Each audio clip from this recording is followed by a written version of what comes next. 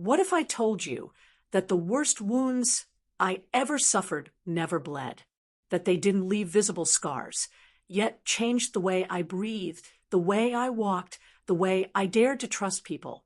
Even decades later, what if I told you that the hands that hurt me the most were the same hands that once tucked me into bed? My name is Virginia Louise Harper, but around here, most people just call me Grandma Ginny. I'm 73 years old, and I live in Greenville, South Carolina, in a modest little house that smells like cinnamon and old quilts surrounded by pine trees and silence. A lot of silence, the kind of silence that isn't peaceful, just empty. People see me now and think I've always been this fragile little lady who sews, prays, and waters the flowers on the porch every morning. They smile at me on Sundays at church. Some even say I have a calming presence. But if they only knew what it took for me to survive in this same town, walking these same streets, seeing the same faces that once turned away when I needed them the most. I didn't grow up here. I was born in a small farmhouse a few miles outside of Pickens County, not far from the Blue Ridge foothills. I was the third of 5 children, 3 boys and 2 girls. We were raised with strict Baptist values, a lot of Bible verses, and even more rules. My mother, Ruth Ann, was a woman of few words and many chores. She believed in discipline, obedience, and appearances. My father, Charles, was quieter, but when he spoke, the room went still. He wasn't cruel, at least not in the way that leaves bruises, but he was cold, distant. He carried the weight of failure in his eyes, especially after the farm started to crumble and the bills piled up. And then there were my brothers. I still hesitate when I try to say their names out loud, not because I've forgotten them. God knows I never could, but because the syllables feel like glass in my throat. But for this story, I will say them, because if I'm finally going to speak, then I won't erase them anymore. Caleb, Jonathan, and Mark. They were older than me, Caleb by 5 years, Jonathan by 3, and Mark just a year older. We shared chores, we shared meals, we shared the small, cold bedrooms of that wooden house. And for a while, I thought we shared the same childhood. I was wrong, because when I turned 13, something shifted. They stopped seeing me as their little sister. They stopped teasing me about my braids or letting me tag along on their fishing trips. And late one night, when I was reading under the blanket with a flashlight, Caleb came into my room and shut the door behind him. That was the night my childhood ended. And the silence began. It took me years, decades, to even name what happened. At the time, I didn't understand it. I thought it was a mistake, a bad dream, something I had somehow caused. I cried in silence, bit the pillow, and cleaned myself in the basin like I was washing away a sin. But the worst part wasn't that night. It was the next morning, because nothing happened. No one noticed. No one asked why I was so quiet. No one wondered why I flinched when Jonathan touched my shoulder at breakfast, or why I started locking my door at night even though my mother forbade it. And then it happened again, and again, and not just Caleb. I remember the smell of sweat and hay and fear. I remember staring at the cracks in the ceiling, trying to count them while it was happening so my mind could be somewhere else. I remember thinking, if I stay still, it'll be over faster. And most of all, I remember the silence, the heavy, suffocating silence. I never told my mother. I tried once. I whispered to her one night while we were snapping beans on the porch, "Mama, something bad happened." She didn't even look at me. She just said, "A good girl keeps quiet. The Lord sees all, and He'll judge what's in the heart." So I believed that God knew, but I also believed He didn't care. I buried it. I buried everything. I smiled when I had to, helped my mother with the laundry, memorized Bible verses, and swallowed my screams. I became invisible in my own house, and yet every Sunday we went to church. Every Sunday, I watched my brothers in their starched shirts, singing hymns and shaking hands with the pastor. I watched my mother praise their discipline. I watched people call us a good Christian family. And I died a little more each time. By the time I was 16, I was numb. I no longer cried. I no longer prayed. I just existed. Until one day, I collapsed during Sunday service. My father said it was heat stroke. The doctor said I needed rest. My mother said I needed more prayer. But deep down, I knew what it was. My body was trying to scream what my mouth never could. Looking back now, I understand that my silence wasn't weakness. It was survival. Because in that house, in that town, in that church, speaking up would have made me the sinner, not them. And so I carried the secret. I carried it through my teenage years, through my wedding, through the birth of my daughter, through decades of pretending, until one day I couldn't carry it anymore. But that part of the story comes later. For now, I want you to understand one thing. This is not a story about revenge. This is not a story about justice served. This is a story about surviving when no one saw you, about walking through life with wounds that never bled but still shaped every breath you took. If you've made it this far, I want to ask you something. Have you ever been afraid to exist? Have you ever felt that speaking your truth would make you lose everything? If so, you're not alone. And if this story touches even one heart, if it gives even one person the courage to whisper, "It happened to me too," then breaking my silence will have been worth it. Please comment below. I'm still here, and I believe in healing. Let's flood this space with voices that were once silenced. Let's show the world that survival is sacred.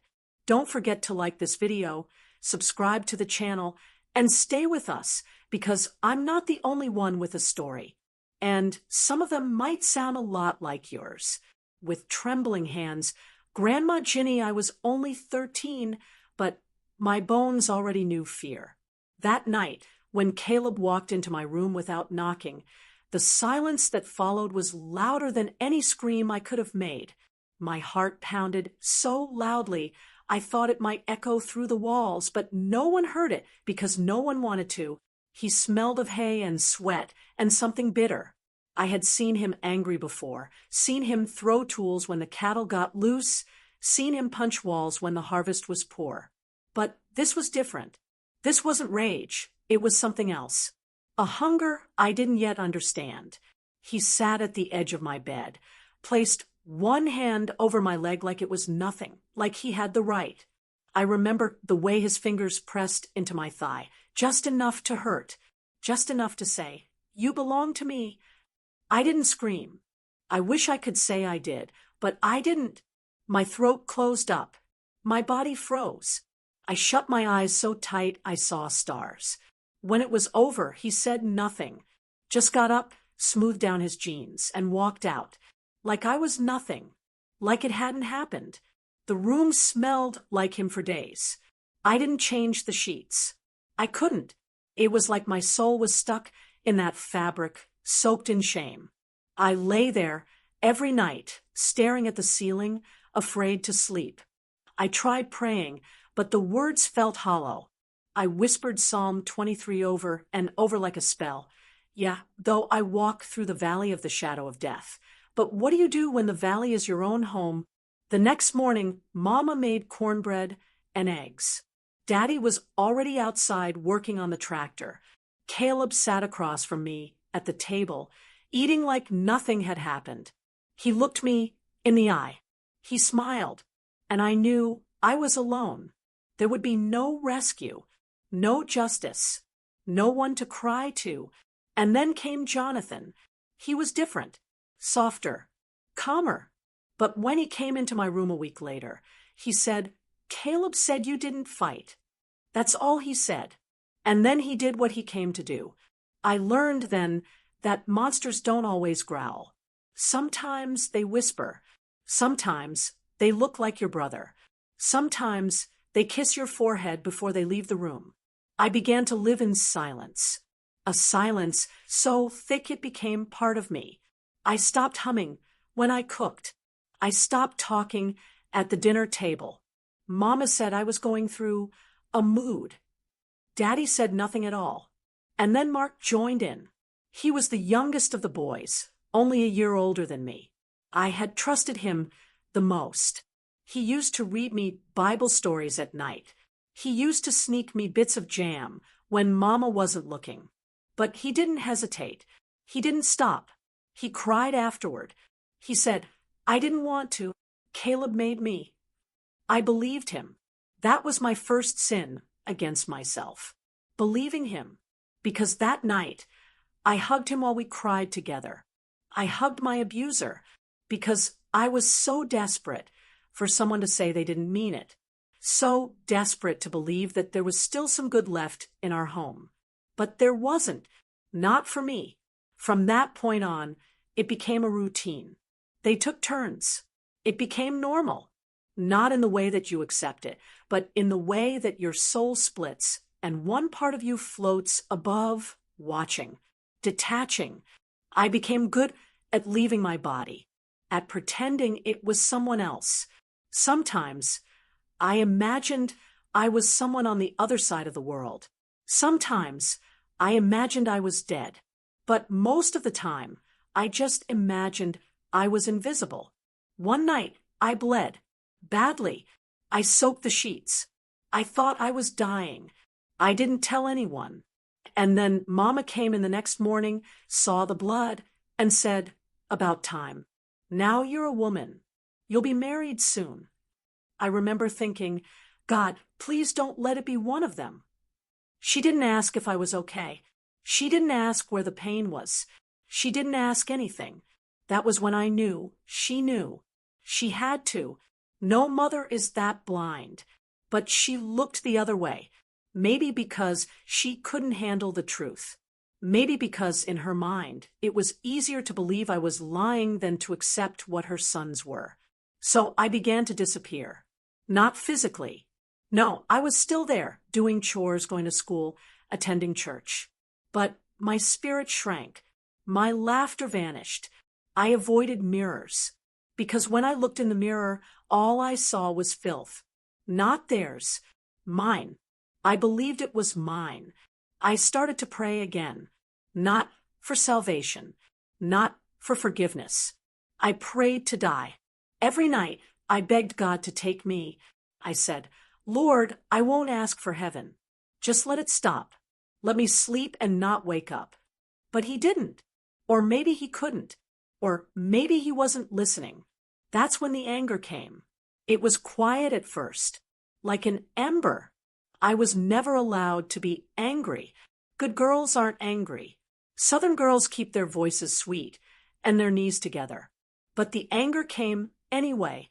I started to hate their voices, their smell, the way they whistled while they worked. I started to fantasize about running away, about telling someone, about picking up a knife and defending myself. But I never did. I couldn't, because no one would believe me. Because if I spoke, the shame would fall on me, not them. And because deep down, I still thought I deserved it. I was convinced that something about me made them do it. That maybe I was cursed. That maybe I had been born for this. And that's the lie abuse whispers to you. That it's your fault. That you're broken. That you're not worth saving. I lived with that lie for years. Until the day came when someone else saw it and didn't turn away. But that story comes later. For now, I want you to understand something. No one chooses this pain. No one asks to be a victim. And if you're out there reading this, hearing this, feeling a knot in your chest because you recognize yourself in my words, I want you to know you are not to blame. You were a child. And even if it's been 50 years, your pain is still valid.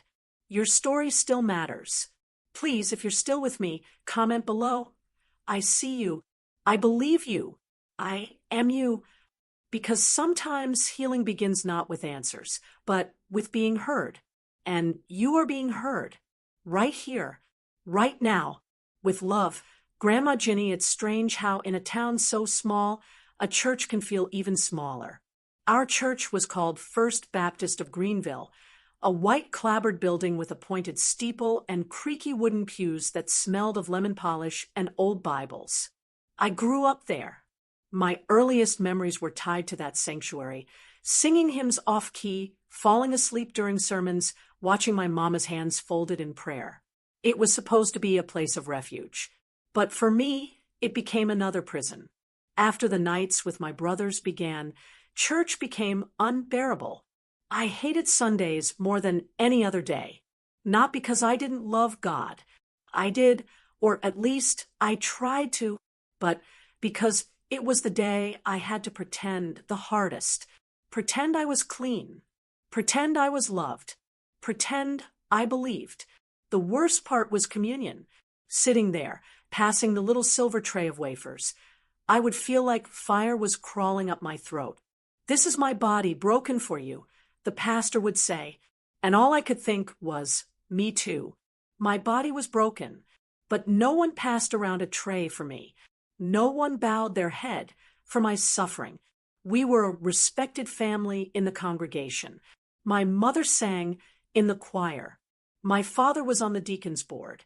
Caleb and Jonathan served as ushers by the time they turned 15. Mark helped in the children's ministry.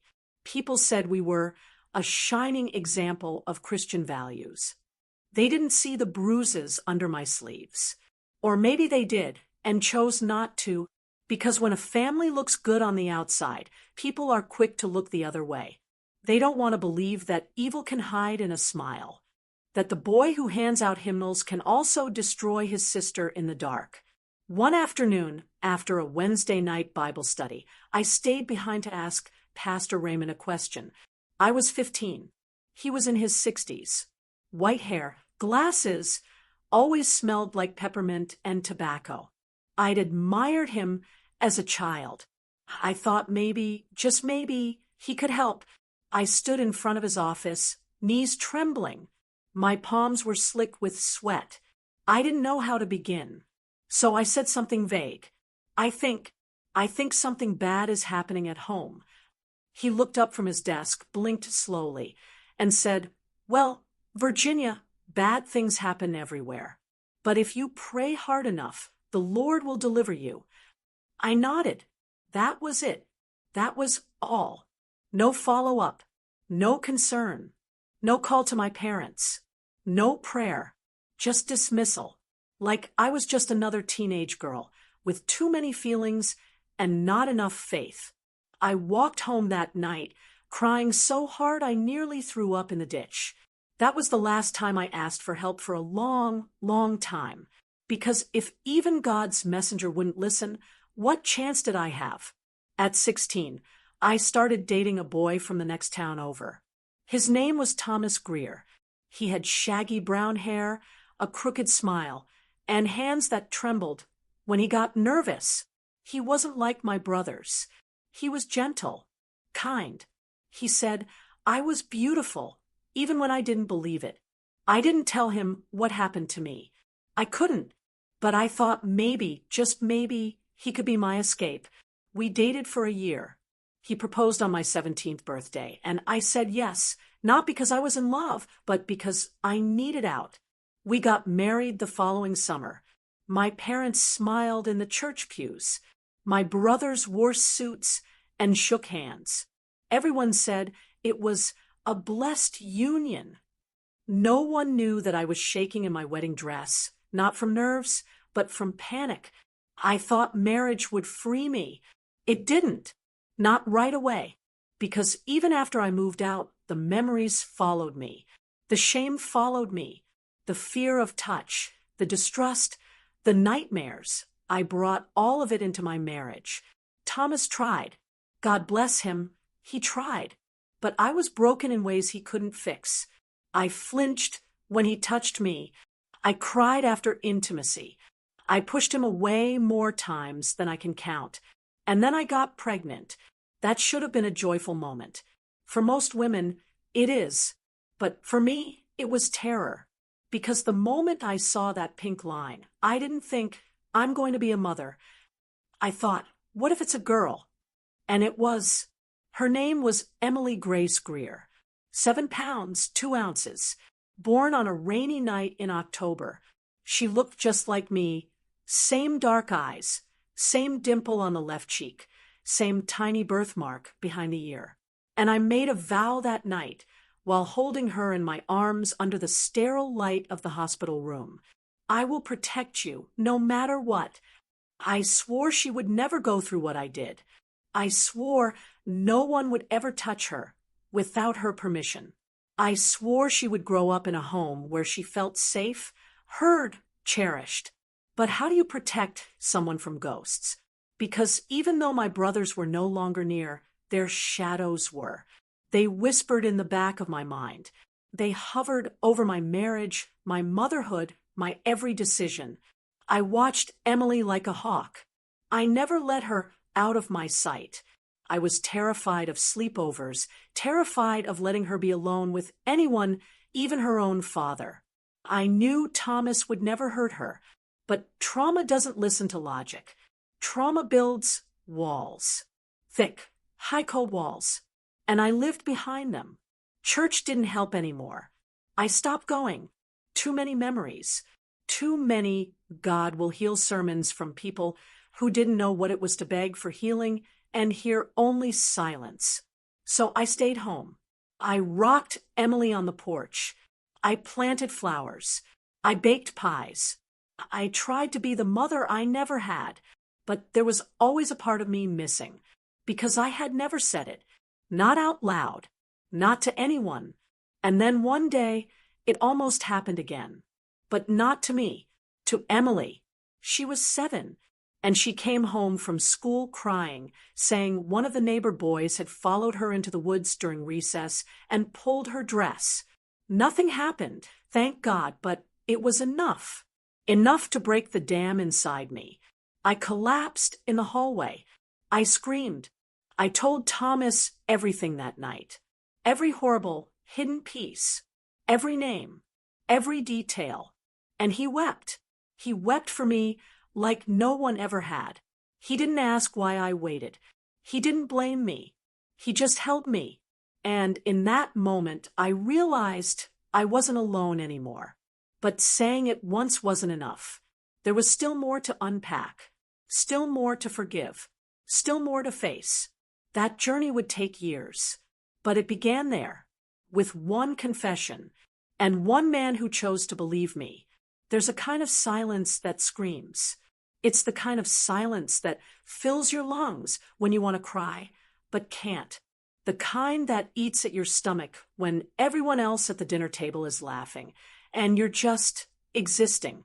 I lived in that silence for decades, and even after I told Thomas everything, even after he wept and held me like I was something precious, the silence didn't disappear. Because the silence wasn't just around me. It was inside me. I became a master at functioning, at making casseroles for church picnics, at showing up to PTA meetings, at pretending I was just another Southern wife with a quiet smile and a clean house. But inside, I was rotting. I had nightmares that left me soaked in sweat, trembling under the covers while Thomas whispered, "It's okay. You're safe." I hated that word, safe, because it wasn't true. Safety felt like a fairy tale I read to Emily at night, not something that belonged to women like me, not something that lived in the bones of girls who'd been split open and never stitched back together. My daughter started noticing. She would ask, "Mama, why do you look so sad when I hug you?" Or, "Mama, why don't you like mirrors?" I didn't have answers, only tears. And then came the questions from others. At church, they would ask, "Why don't y'all come anymore?" At the market, "You've gotten so quiet, Virginia. Everything all right at home?" And always the same reply, "Oh, I'm fine, just tired." Tired. Tired wasn't even the half of it. I was exhausted from carrying a graveyard inside me. Every version of myself that died. The little girl, the hopeful teenager, the trusting sister, the joyful bride, buried deep, whispering from below. And yet I smiled, because that's what good women do. They suffer in silence. They bear the cross without complaint. They don't make scenes. Until one day, I did. It was a Thursday morning. Thomas had gone to work. Emily was at school. I was folding laundry when I found one of her undershirts, tiny, pink, innocent, and suddenly I couldn't breathe. I dropped the clothes, ran to the bathroom, and threw up. I saw my reflection in the mirror, and something snapped. I screamed.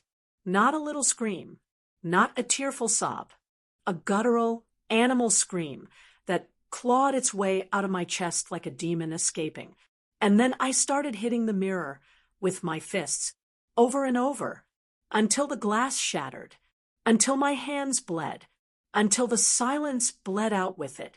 When Thomas came home, he found me on the floor, surrounded by glass, rocking and murmuring, "I'm still dirty.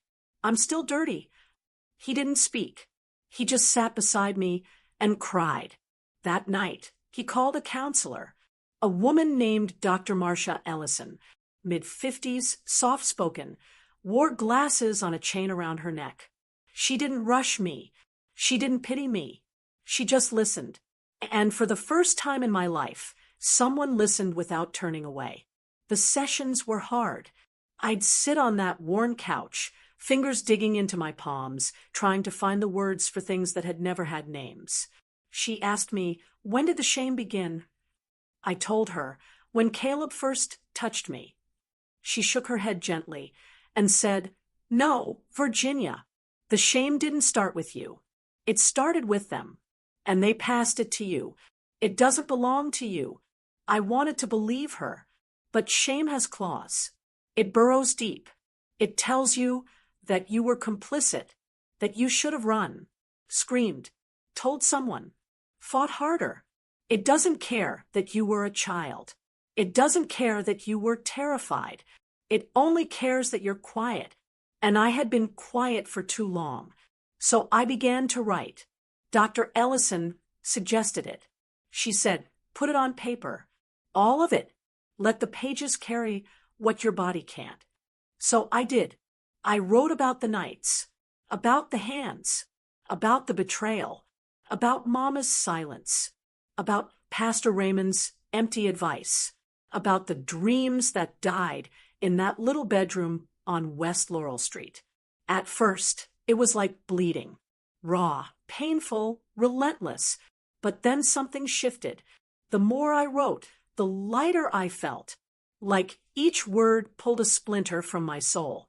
And one day, Emily found my journal. She was 14. I panicked, tried to snatch it from her hands. But she said, "Mama, is this real?" And I broke. I sobbed like I hadn't in years. And she, my daughter, my beautiful, brave girl, wrapped her arms around me and whispered, "I believe you. I love you." It was the first time I felt clean in years. Not because the past vanished, but because someone saw the filth and loved me anyway.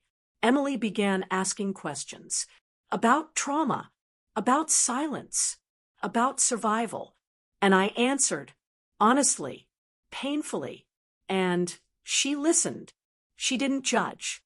She didn't flinch. She just loved. That love healed more than any sermon ever had. It made me believe that maybe, just maybe, the cycle could end. That I didn't have to pass down the silence. That Emily could live in a world where truth wasn't punished, where pain wasn't hidden, where a girl's body wasn't a battlefield. I started volunteering at a local women's shelter. I didn't tell them my whole story, just bits. Enough to say, "I see you. I've been there. You're not alone." And that felt holy. More holy than any communion wafer. More sacred than any hymn. Because in those moments, surrounded by broken women with tear-streaked faces, I felt God again. Not the God of Pastor Raymond's pulpit, but the God who sat with me on the bathroom floor. The God who stayed when everyone else turned away. The God who wept when I did. I began to believe in that God again, the one who never blamed me, the one who knew my name, not just as a sinner, but as a survivor. And that belief carried me through more therapy, through hard conversations, through the long, aching road of healing.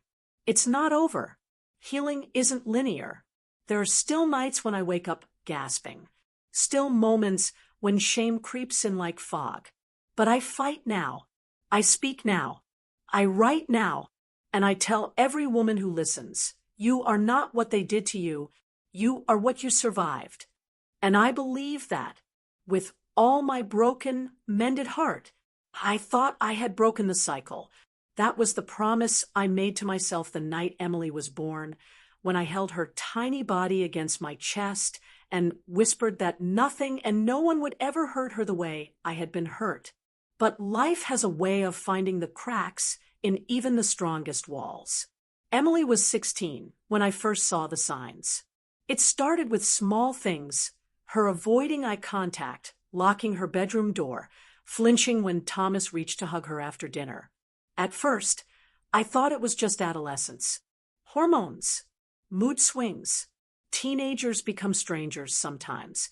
And I convinced myself it was normal, until it wasn't.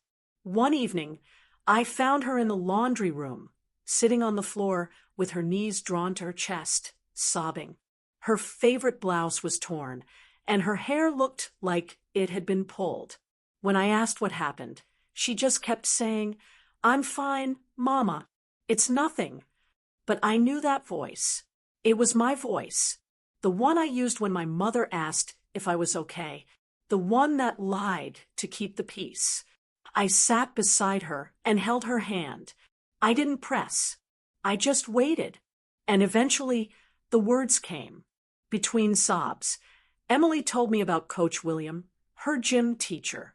She said he made comments, called her sweetheart during stretches, stood too close, brushed his hand against her lower back, and told her not to tell anyone, that it was their little secret. She never let it go further. She avoided him when she could, but the damage had already taken root. "I feel disgusting, Mama," she cried. And those words cracked something in me, because they were mine. I'd said them at 14, at 20, at 50, and now my daughter, my innocent, brave girl, was saying them too. I wanted to scream, to burn down the school, to drag that man into the street and make him feel every ounce of pain he'd caused. But instead, I held her and said, "You are not disgusting. You are not broken. He is." We reported it to the school, to the police. And just like in my youth, the system did what it always does. They questioned Emily like she was the criminal. "What were you wearing? Why didn't you say something sooner? Are you sure you didn't misunderstand?" I wanted to tear their mouths off, but I stayed calm.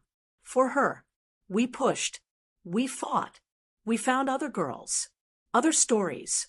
Eventually, Coach William was suspended, never charged, moved to another school 2 towns over. But Emily was never the same. Something in her dimmed. She stopped dancing around the kitchen, stopped humming in the shower, stopped drawing in her sketchbook. One night, I found her journal. I didn't mean to snoop. I was changing her sheets, and it fell from under her pillow. I wish I hadn't read it, but I did. And I found page after page of self-hatred, of guilt, of questions about her worth, her body, her purpose. "I'm just like Mama," she wrote. "Damaged." No, no, no, no. I refused to let her believe that. So I sat her down and told her everything again. Not just what had happened to me, but how I survived, how I fought, how I bled, how I clawed my way back to myself. And I told her she could too. We started therapy together with Dr. Ellison. It was hard, sometimes unbearable, but it helped. Emily began to speak, to write, to draw again. She started painting a mural on her bedroom wall, bright blues, soft purples, dandelions blowing in the wind. I asked her what it meant. She said, "It means I'm still here." And I wept, because that's all I ever wanted, for her to still be here, for her to grow beyond the darkness, to become something more than a victim. One afternoon, I watched her on the porch, reading a book with her bare feet curled beneath her, sunlight painting her hair gold. And I thought, maybe this is what healing looks like. Not perfection, not erasure, but moments. Moments where you breathe easier. Moments where you choose joy, even when the past still whispers. Moments where you realize the pain didn't win. Thomas was our anchor. He never treated Emily differently, never pushed her to heal faster. He just showed up, every day, with quiet love, with space, with grace. He told her, "You are enough, as you are, right now." And I knew then that I had chosen right, that I had broken the cycle in at least one way. I had married a man who would never look at a woman as less than sacred. But the journey didn't stop there, because healing is not just about surviving. It's about reclaiming. So I began speaking at schools, churches, community centers. I told my story, not to shock, but to show what silence costs, to remind people that monsters don't always look like monsters, that sometimes they sit in your pews, sometimes they bring casseroles, sometimes they smile and say, "Bless you," on Sunday mornings. And that's why we must listen, believe, protect. At one event, a young girl came up to me afterward. She couldn't have been older than 12. She hugged me tight and whispered, "Thank you. I didn't think anyone would understand." I held her and said, "I do. I see you, and you are not alone."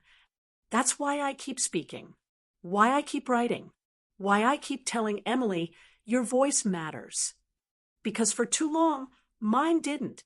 And if I can help even one girl find her sooner, then everything I endured has purpose. I still have scars, some visible, most not.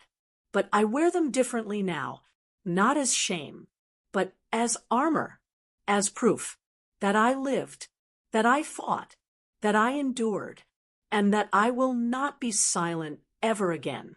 There's something sacred about silence in a church, the echo of footsteps on wooden floors, the light slanting through stained glass, the gentle rustle of hymnals being opened. It's all meant to bring peace. But for me, for a long time, churches brought only tremors. Every time I stepped into the sanctuary, my body tensed, not because of God. I still believed in him, some version of him, at least, but because that building, that pulpit, those pews, they were where my silence had once been demanded, where my pain had been dismissed, where men like Pastor Raymond, with his slicked back hair and booming voice, used scripture to shame rather than save.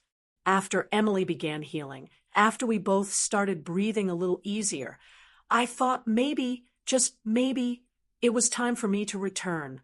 Not to the same church, of course. That place could burn to the ground for all I cared. No, I found a small community church on the outskirts of Greenville, pastored by a soft-spoken man named Reverend Clark. He didn't wear flashy suits. He didn't shout. He didn't demand tithes. He just spoke, gently, honestly. The first few Sundays, I sat in the back, quiet, observing, waiting to feel something that wasn't dread. And slowly it came, not in a burst, but in flickers, during a hymn, during a prayer, during a moment of stillness when the sun hit the altar just right, and I felt like maybe, just maybe, God hadn't abandoned me after all. One Sunday, Reverend Clark spoke about forgiveness, about how it wasn't about forgetting or excusing, but about reclaiming your power. And something in me shifted. After service, I waited until everyone had gone. I walked up to him, hands trembling, and said, "Reverend, I need to talk." He led me to his office, I sat in that worn chair and told him everything about Caleb, about Mama, about Pastor Raymond, about the silence, about the shame. He didn't interrupt, didn't offer platitudes, just listened. And when I finished, tears in my eyes, voice raw, he said, "Virginia, I am so sorry the church failed you, but please know you never failed God." Those words cracked something open in me, because I had believed for so long that I was dirty, that I had defiled something holy, that I was too broken to belong.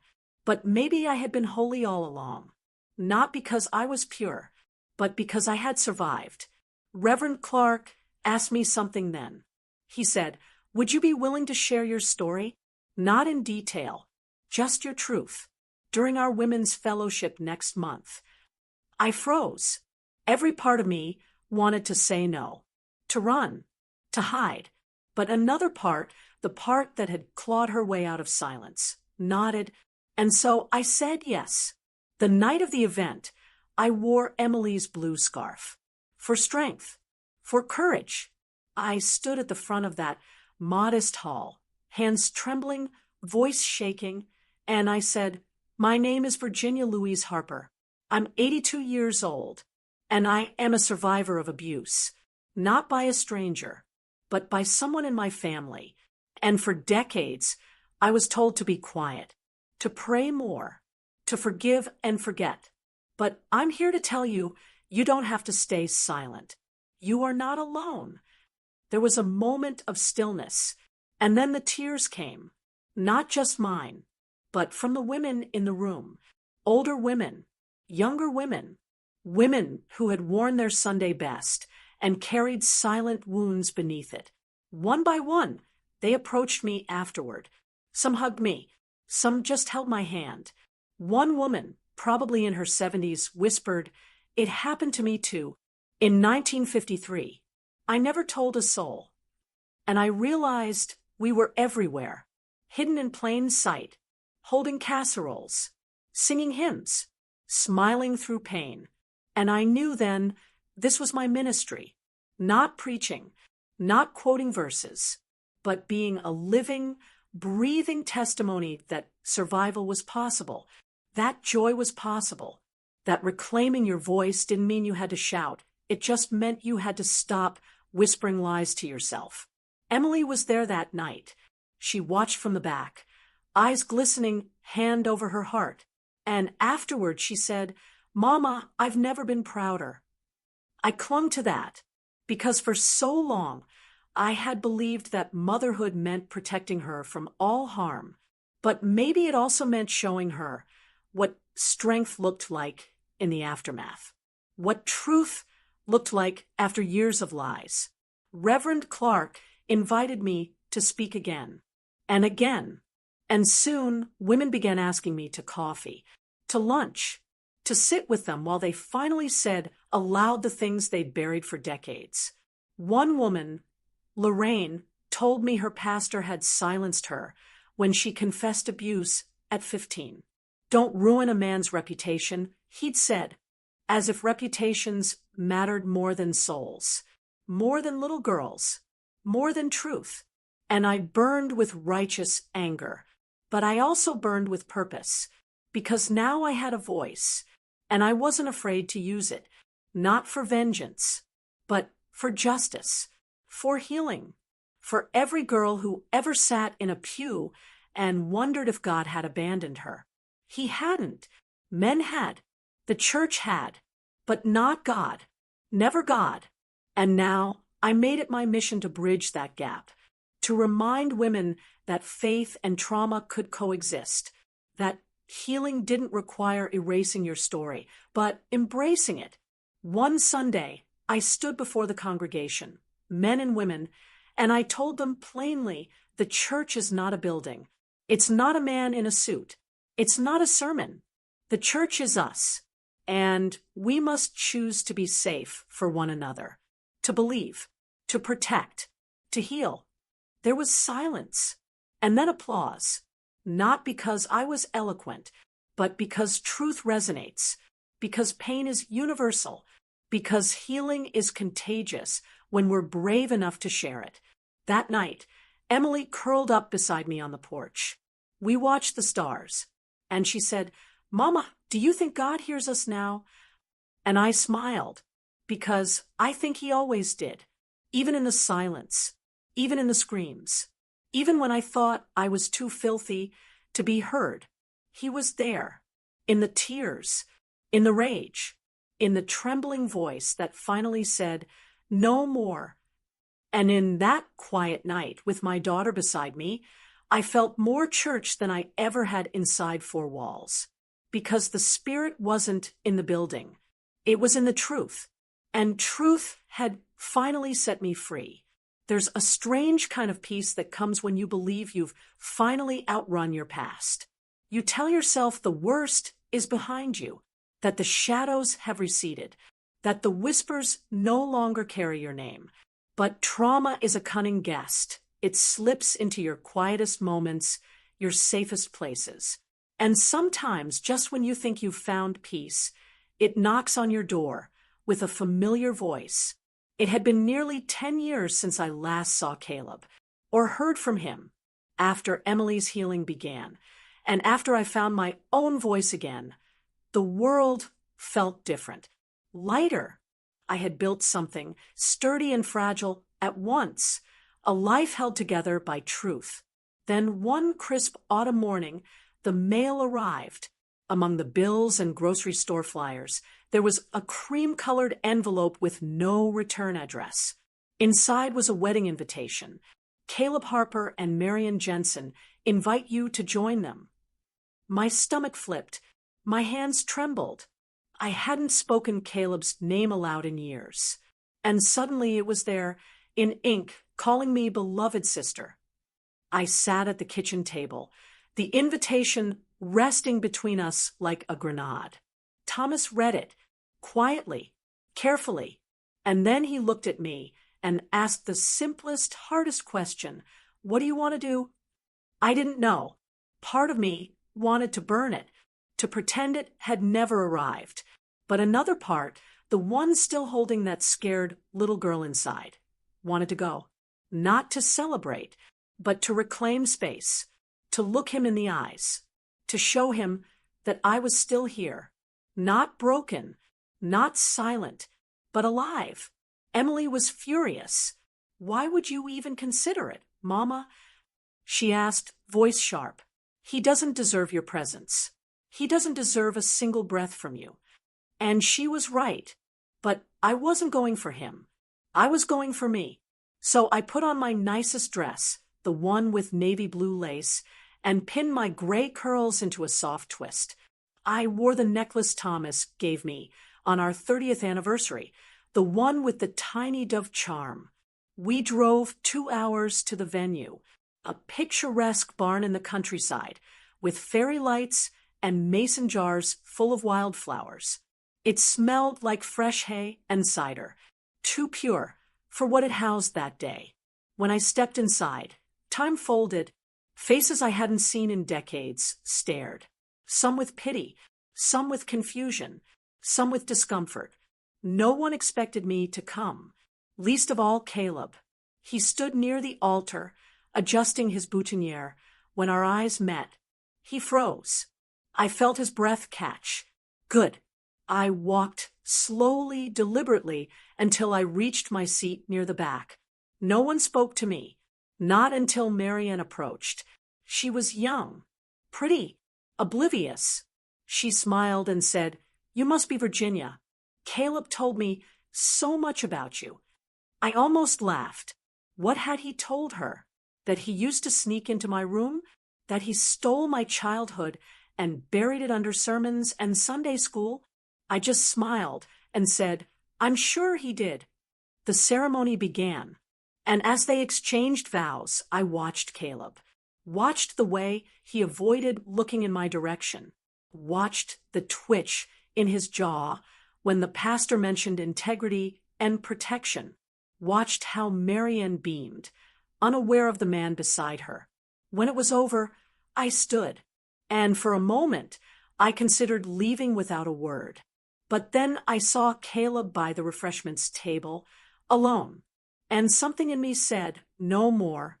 I walked up. He turned, startled. Ginny, he said, only my closest family ever called me that. And he'd lost the right. Virginia, I corrected. He swallowed hard. You came. I nodded. I wanted you to see me. He looked down, ashamed, or pretending to be. I never meant, don't, I said, don't start that sentence.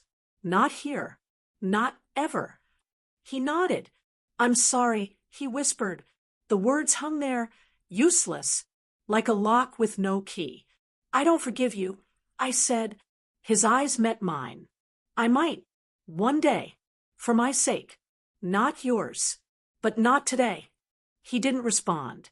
What could he say? I turned to walk away, but then I paused. You should tell her, I said, nodding toward Marianne. She deserves to know. He didn't answer. Of course he wouldn't.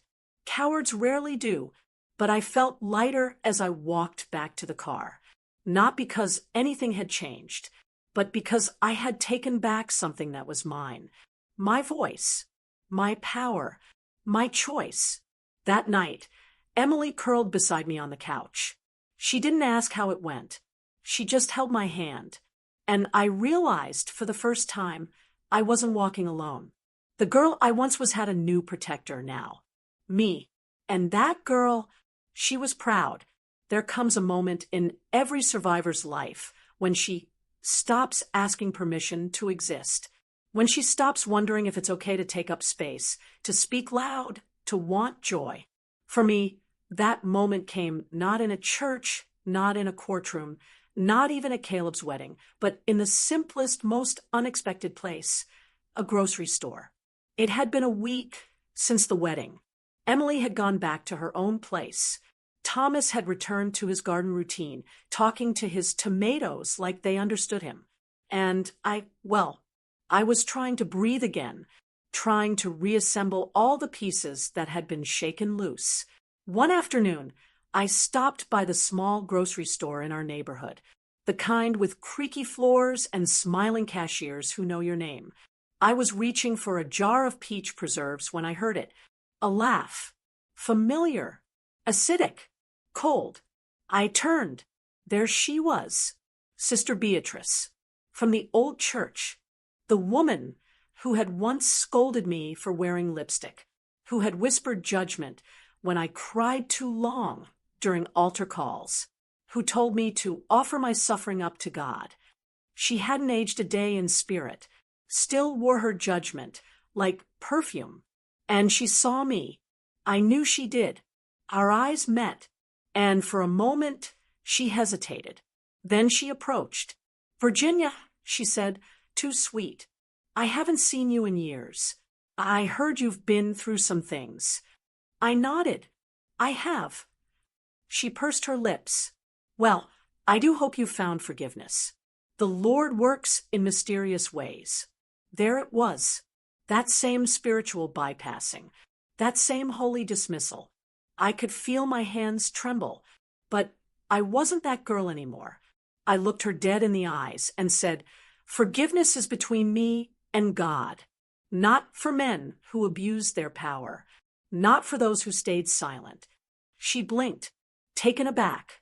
Well, that's not very Christian of you, she muttered. And I smiled. Maybe not. But it's honest, and God knows my heart. She didn't know what to say, because women like her never did when their power was questioned. I left my cart, walked out. The preserves could wait, but my soul couldn't. I drove home, windows down, letting the wind remind me that I was still here, still breathing, still growing. That night, I took out an old photo album, the one buried deep in my closet, the one with black and white snapshots of me as a child, with Mama, with Caleb, with Emily as a baby. I turned each page like a prayer. Then I found a photo I hadn't seen in decades. It was me, probably 12, sitting under the oak tree behind our house, a book in hand, eyes full of questions. I stared at her, that girl, so full of wonder, of fear, of dreams. I whispered, "You made it," and I wept, because she had, despite everything. She had survived long enough to become me, and I owed her more than survival. I owed her joy, freedom, peace. So I did something I hadn't done in years. I danced, alone, in my living room, to an old Sam Cooke record, barefoot, laughing, letting the music fill the cracks trauma had left behind. It wasn't graceful or pretty, but it was real, and it was mine. A few days later, Emily came over for lunch. She noticed the change. "Did something happen, Mama?" she asked. And I said, "Yes, I forgave myself." Because that was the piece I hadn't known was missing. All those years, I blamed myself for not screaming louder, for not leaving sooner, for not protecting Emily from the echoes of my pain. But I had done the best I could, and that deserved grace. I started doing little things for myself, buying fresh flowers, wearing the good perfume on regular days, taking long baths with music and candles, writing in a journal each night, not about the past, but about now, about what made me smile, about what I still wanted to experience. I wasn't waiting for heaven anymore. I was finding glimpses of it right here, in buttered toast, in rain tapping on the window, in Thomas kissing my hand as we watched the news. One morning I sat on the porch, coffee in hand, and whispered, "Thank you." Not to anyone in particular, just to the wind, to life, to the girl I used to be and the woman I had become. Because after so much loss, I was still here, and that mattered. There's a difference between being alive and feeling alive. For years, I walked through life like a ghost. I did what I was told, smiled when I was supposed to, cooked dinner, folded laundry, sat in the pews every Sunday, nodding at sermons that never reached the aching parts of me. I learned how to disappear without leaving, how to shrink without making a sound. But one morning, I looked at myself in the mirror, and for the first time in decades, I really saw her. Not just the wrinkles or the thinning hair or the eyes dulled by too many tears. I saw the girl who once dreamed of becoming a writer, the woman who used to hum lullabies under the stars, the survivor who carried generations of silence in her bones and still stood. And I whispered, "I'm sorry," not for what I had done, but for how long I'd abandoned her. That was the day I stopped apologizing for existing. It started small. I bought a red dress, bold, loud, nothing like the soft pastels I used to hide behind. Emily saw me wearing it and gasped, "Mama, you look incredible." I laughed. "I feel like fire." We went out to lunch that day, just the two of us, and I didn't flinch when people stared. I didn't lower my eyes when a man at the next table smiled. I smiled back, not because I owed anyone anything, but because I wanted to. Later that week, I signed up for a poetry group at the local library. Me, at 83, walking into a room full of strangers with a notebook and a beating heart. I was terrified, but also thrilled. The first time I read aloud, my hands trembled. The words caught in my throat, but I kept reading. And when I finished, the room was silent for a breath. Then applause. Real, warm, mine. A man named Howard came up to me afterward. "You've lived a hell of a life," he said, and I nodded. "Yes, but I'm finally starting to live it." That night, I wrote until 2 a.m., not about pain, not about Caleb, not even about faith. I wrote about honeysuckle in the summer, about the way Thomas still kissed my shoulder when he thought I was asleep, about the warmth of fresh biscuits, and the way Emily laughed when she snorted. I wrote about now, about joy, about the sacredness of breath. One Sunday, I returned to church. Not the old one. A new place. Smaller. Gentler. The pastor was a woman with soft eyes and calloused hands. She preached about truth, about how Jesus never asked women to be silent, about how holiness begins with honesty. I wept, not because I was sad, but because I had found home. After the service, she hugged me, and I told her I've been carrying a story for 70 years. She looked at me and said, "Then let's make sure you never carry it alone again." In that moment, something inside me healed. Not all of it, but enough. Enough to stand taller. Enough to stop whispering. Enough to walk through the world with my head high. Emily told me once, "Mama, you're my hero." And I cried because I had spent so many years feeling like a failure, like a broken thing patched together with prayers and shame. But now I saw what she saw. A warrior, not the kind with swords or armor, but with scars and softness, with truth and tenderness. I stopped saying sorry when I asked for what I needed. I stopped apologizing when I said no. I stopped shrinking so others could feel bigger. And every time I stood in my full truth, I felt my younger self cheering. The girl in the photo under the oak tree, the one who used to stare at the stars, hoping someone would see her. I saw her. I loved her. And I promised her, we're not hiding anymore. If you had told me 50 years ago that I'd live to see a day when I felt peace just by waking up, I would have laughed. Not because I didn't want it, but because I didn't think it was mine to have. For most of my life, peace felt like something meant for other people. For the untouched, for the pure, for those who hadn't been betrayed in their own homes or silenced by the people they trusted most. But here I am, 84 years old, sitting on my porch with a warm cup of tea, the morning sun brushing against my cheeks like an old friend.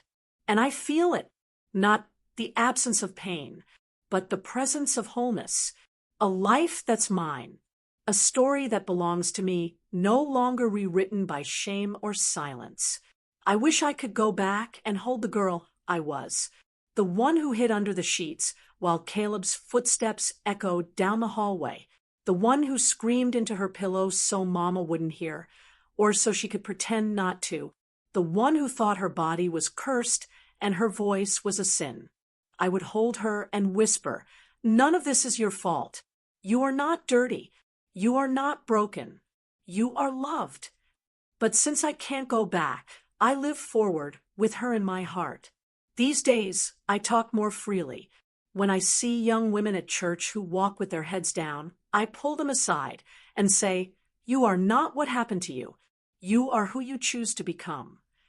When survivors speak their truths, I listen, not to fix, not to advise, but to witness, because sometimes the holiest thing we can do is simply say, "I believe you." Emily has started writing a book. She asked if she could include my story. At first, I hesitated, not because I was ashamed, but because I didn't want to be remembered only for my pain. But she looked me in the eyes and said, "Mama, your pain is part of it, but your strength is what changed everything." So I said yes, because maybe there's a girl out there, 12, 14, 20, who needs to know she's not alone.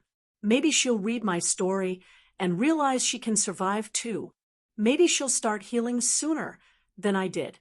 That would be enough. Thomas and I still go on our weekly walks. Sometimes we don't speak.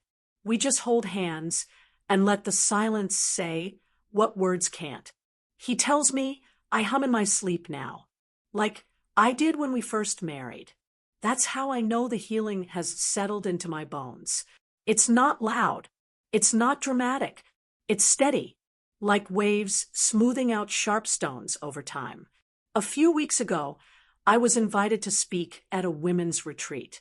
I stood in front of 60 women, some younger than Emily, some older than me, and I told the truth about Caleb, about the church, about the silence, about the rage and the grief and the slow, stubborn path to freedom. When I finished, there wasn't applause. There were tears. There were hugs. There were whispered confessions in the hallway. One woman said, "You just told my story, but I never had the words." And I realized that's why I had survived. Not just to reclaim my life, but to name things that others were still too afraid to say. If my voice can open a door for someone else, then every scar becomes sacred. Every wound becomes a window. At the end of my talk, I asked them to repeat a phrase with me. I am not what was done to me. I am what I choose to become. We said it 3 times, louder each time. And for the first time in my life, I felt like I was preaching, not with doctrine, but with truth, with love, with fire. As I sit here now, writing these last words, I think about legacy, not in the grand sense, not in monuments or books, but in moments, in the way Emily looks at her daughter and says, "You can tell me anything," in the way I answer the phone now, not with hesitation, but with warmth, in the way I wake up and don't feel dread, but gratitude. If you're still reading, thank you. Truly, you've walked this path with me. You've held space for a woman who once thought she was too ruined to be heard. You've listened not just with your ears, but with your heart. And that matters more than you know. If you've ever been silenced, speak. If you've ever been hurt, heal. If you've ever believed you were too broken, know that you're not. There is always another page, always another morning, always another chance to live without fear. Before I go, I want to ask you something. Leave a comment with the words, "I made it to the end because I believe in healing." Let that be your declaration, your commitment, your courage made visible. And if this story touched you in any way, please like the video, subscribe to the channel, and share it with someone who needs light. Not for me, but for every Virginia out there, every survivor still waiting to hear, you are not alone. May you carry this truth like a lantern in the dark, and may you never again apologize for simply being alive. With love, Virginia Louise Harper Greenville, South Carolina, 84 years old. Still standing, still singing,